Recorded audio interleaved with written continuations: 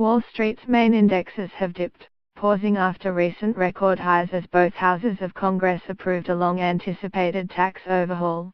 The Republican-controlled U.S. House of Representatives gave final approval to a sweeping tax bill, which will be the largest overhaul of the U.S. tax code in 30 years. The Senate had already voted in favor of the bill. The proposed changes include cutting the corporate tax rate to 21% from 35% from January 1, which could boost company earnings and pave the way for higher dividends and stock buybacks. The S&P 500 has climbed about 4.5% since mid-November, led by a rally in sectors such as transport, banks and others that are expected to benefit the most from lower taxes. Some analysts say the market has reached a lull, given stocks have already priced in approval of the tax bill. There's not as much upward movement as there was last week, said John Carey, portfolio manager at Amuda Pioneer Asset Management in Boston. As people sharpen their pencils and figure out which companies will benefit from the tax bill, and companies start talking about that themselves, I think we'll see larger moves in share prices. The Dow Jones Industrial Average fell 28.1 points, or 0.11%, to 24,726.65.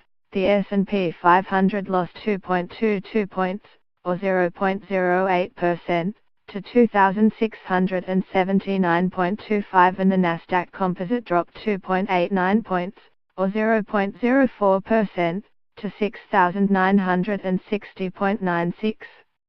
4 of the 11 major S&P sectors ended higher, led by a 1.4% gain in energy. Energy stocks were fueled as oil prices rose about 1%, supported by a larger than expected drop in U.S. inventories. Telecoms saw a 0.6% rise. The sector is considered by some analysts to be the biggest beneficiary of lower taxes. AT&T gained 1.3%. The Dow Jones Transport Index jumped 0.9% to a record high close, helped by a surge in FedEx. The company's shares were up 3.5% and earlier in the session touched a record high, a day after it reported a stronger than expected quarterly profit. Technology stocks, expected to benefit the least from lower taxes, were down 0.1% on the S&P 500. Chipmaker Micron was up 4.0% after strong results and forecast. The Consumer Staples Index fell 0.4%, weighed by a 2.5% slide in Philip Morris International Inc. Reuters reported former Philip Morris employees detailed irregularities in clinical trials for the company's e-cigarette, due to be voted on by the US FDA next year. Advancing issues outnumbered declining ones on the NYSE by a 1.01 to -1 ratio, on Nasdaq, a 1.01 to -1 ratio favored advances.